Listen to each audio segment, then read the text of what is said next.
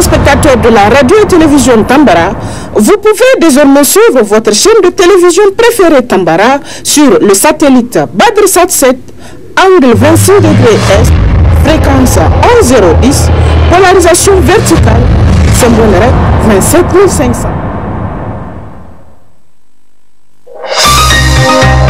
Suivez le journal avec STM Transport Voyageurs, une nouvelle façon de voyager.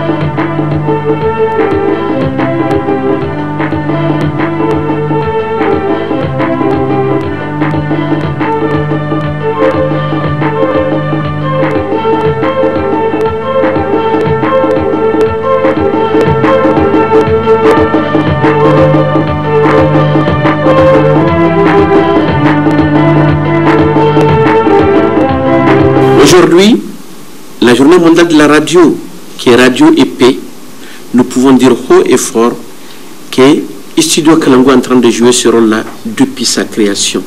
Chez nous, la vérification de l'information, la rigueur font partie quand même de nos rôles et font partie également de nos actions afin de permettre aux Nigériens d'être informés et d'être sensibilisés à travers les médias. Nous avons 2 heures de diffusion, comme vous le savez, depuis 2016. Aujourd'hui, nous passons à 3 heures de diffusion. L'heure qui vient de s'ajouter, c'est ça notre émission, le Niger sur Kalangu. Nous pensons que tout acteur de médias, tout organe de presse peut valablement apporter sa contribution dans la consolidation de la paix, comme cette journée l'indique, en ayant une programmation correcte, en ayant une grille de programme permettant aux citoyens et citoyennes d'être égayés, d'être sensibilisés et surtout de créer la cohésion entre les Nigériens. Nous sommes sûrs d'une chose, cette émission va partir loin. Cette émission va aider aussi à souder des familles. Cette émission va permettre à tous les Nigériens de s'écouter, de s'entendre, de se saluer et d'avoir les nouvelles des uns et des autres. Cette émission n'oublie personne au Niger, que vous soyez artiste, que vous soyez homme de la société civile, politicien, que vous soyez musicien, que vous soyez poète. Nous sommes là pour tout le monde. Nous sommes là pour faire découvrir ces acteurs. Nous sommes là pour permettre à tous les Nigériens de découvrir aussi les talents, parce qu'il va y avoir des portraits. Voilà pourquoi nous comptons sur tous les Nigériens d'apporter leur contribution à travers les appels, à travers les salutations, pour que cette émission continue d'aider et d'apporter sa pierre à l'édifice dans le cadre de la cohésion nationale, dans le cadre de la consolidation de la paix, comme on en a beaucoup besoin dans un pays comme le Niger, quand on sait ce qui se passe dans la zone des 3 frontières.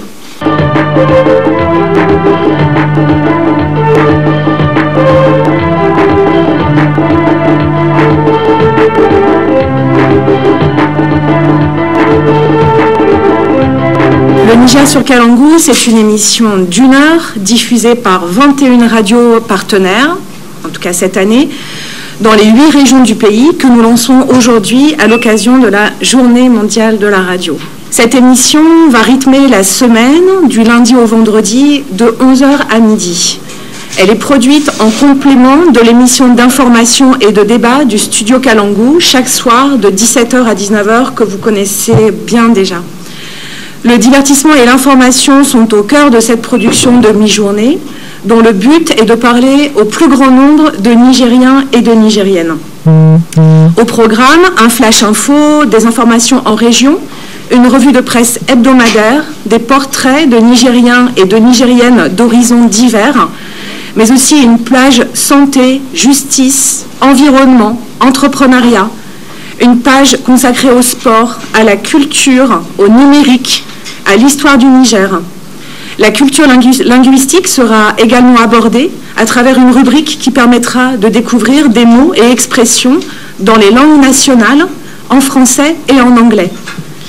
La musique et les musiciens nigériens et nigériennes seront aussi à l'honneur à travers de nombreuses virgules musicales.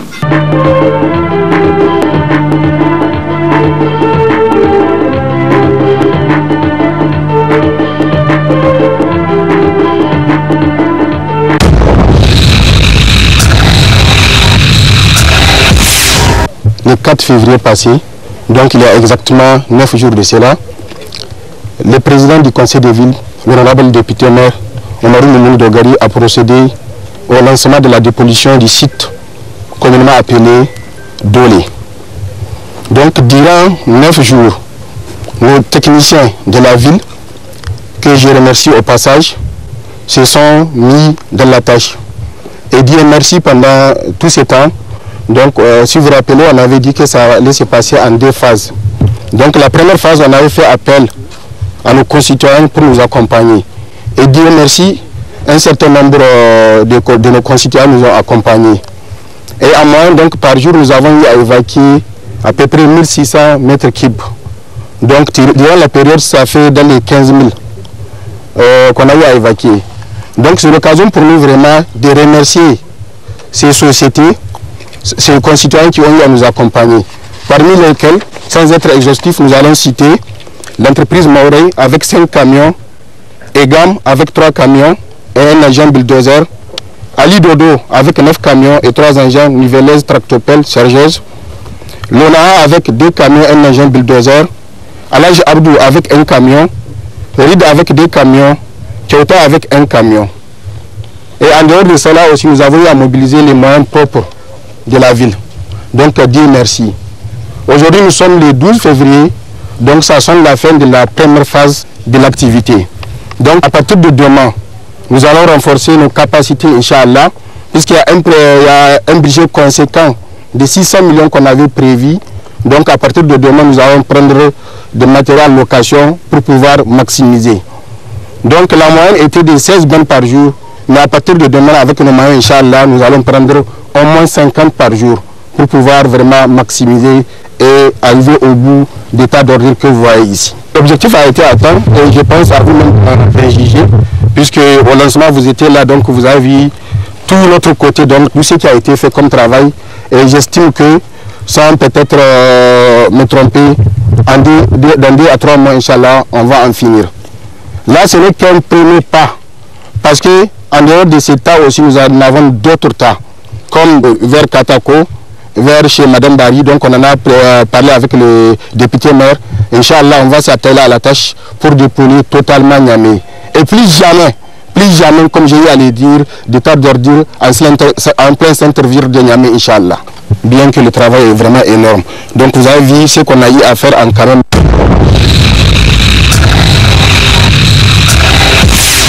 La salle de réunion de la maison des jeunes d'Agadez a abrité du 10 au 13 février 2023 un atelier de concertation du présidium de l'ARENI et de l'AMN sur le thème opérationnalisation effective de la décentralisation financière. C'est le ministre délégué à la décentralisation, son Excellence Zaned Oudeldaou, qui a présidé la cérémonie d'ouverture de cet atelier en présence des chefs de file, des partenaires, du président de l'association des municipalités du Niger, AMN, et celui de l'association des régions l'ARENI. L'État a défini des rôles de tous les acteurs comme le stipulent les dispositions de l'article 2 de la loi 2008-42 du 31 juillet 2008 relative à l'organisation et l'administration du territoire de la République du Niger.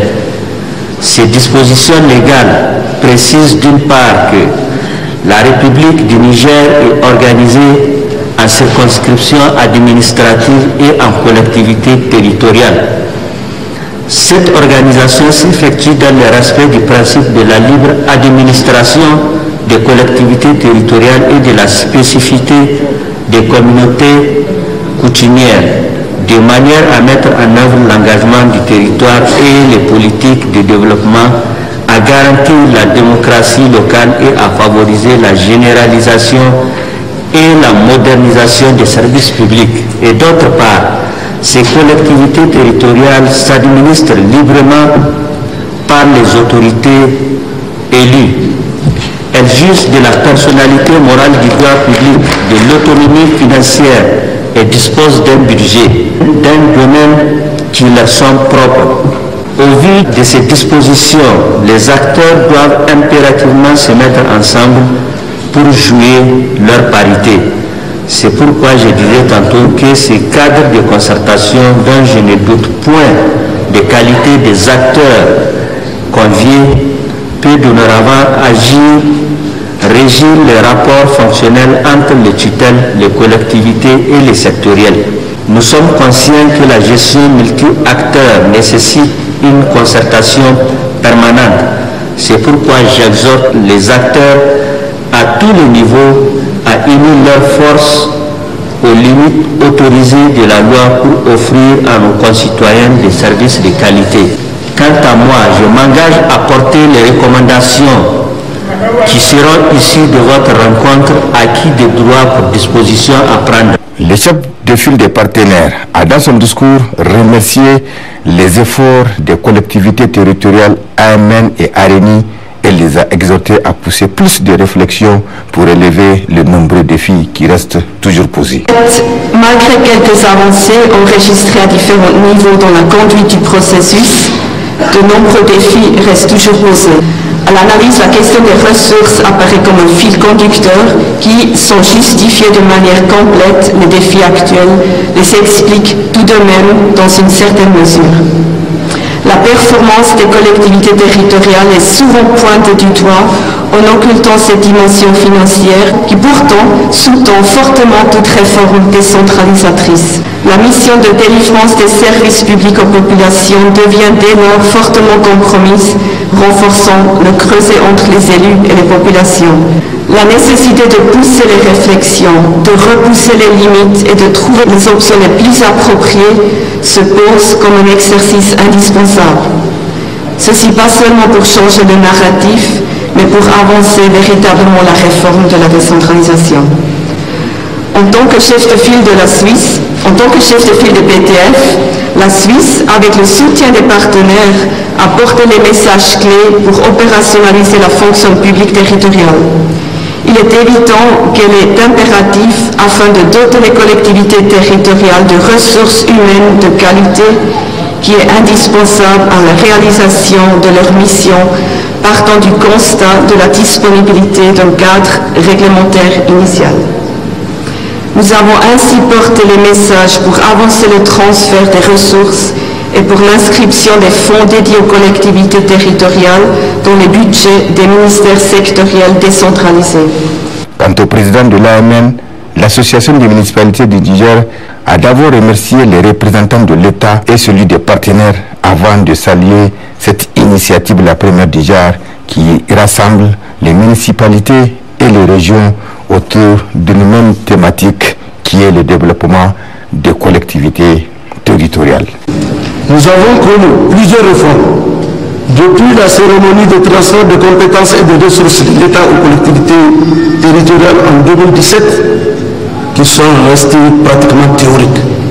La réforme contenue dans la loi de finances 2018, qui a dépouillé les collectivités de leurs ressources essentielles, la taxe immobilière de société, la taxe professionnelle, mal répartie par l'État aux collectivités territoriales, toutes ces réformes allant de la loi 2018 et la création de 2 directions de finances locales ne font qu'accentuer la confusion dans nos esprits.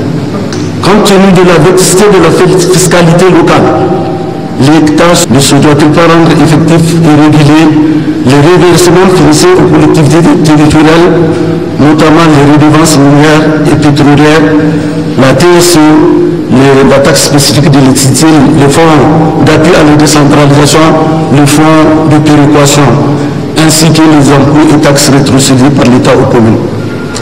Qu'en est-il de la transposition des dispositions communautaires? Ne doivent-elles pas aller de pair avec la révision du livre 2 relatif à la fiscalité des collectivités territoriales, les transferts financiers des recettes de l'État qui demeurent encore faibles et de l'ordre de 0,18 alors qu'il varie entre 4 et 9% pour les autres pays de l'UEMOA. Notez que cet atelier a pris fin ce lundi 13 février 2023 et a duré 4 jours.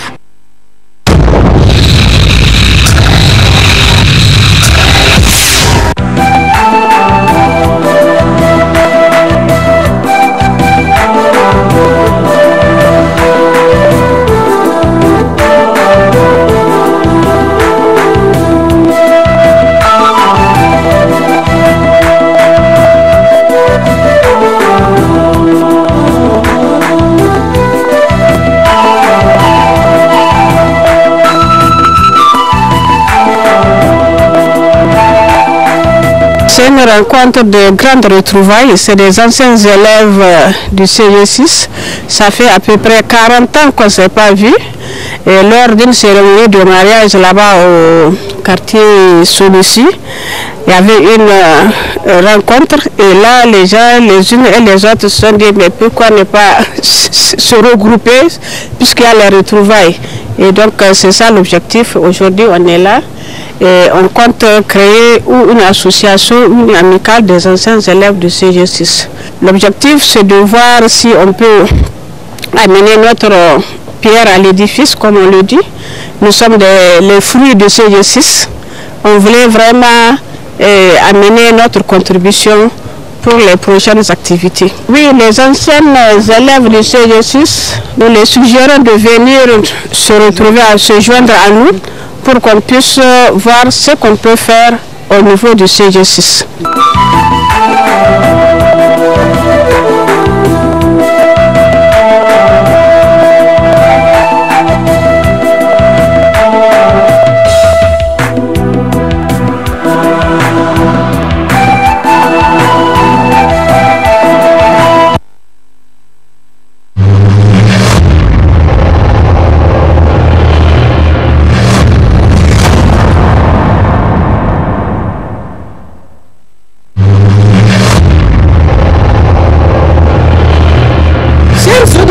Téléspectateurs de la radio et télévision Tambara, vous pouvez désormais suivre votre chaîne de télévision préférée Tambara sur le satellite Badrsat 7, angle 26 degrés Est, fréquence 1010, polarisation verticale, symbole 27500.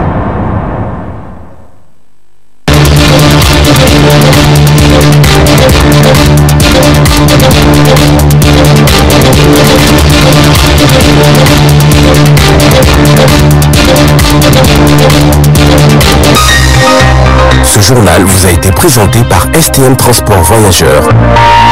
Une nouvelle façon de voyager.